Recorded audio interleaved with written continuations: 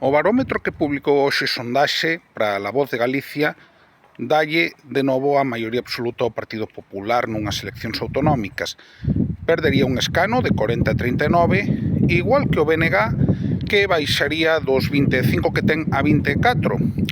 O suposto gran vencedor sería o PSDG-PSOE, que subiría 2 escanos, iso sí, perdendo o porcentaxe de voto e únicamente tería unha mellora sustancial en Lugo.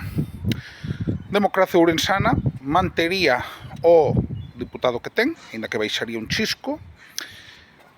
Temas interesantes, ben, quizáis o BNG tocou teito, quizáis o PSDG-PSOE tocou fondo, e moito ollo con Vox, que ten un voto duro, xa se viu o ano pasado, que non vai ir nin vai escoitar os cantos de serea do voto útil.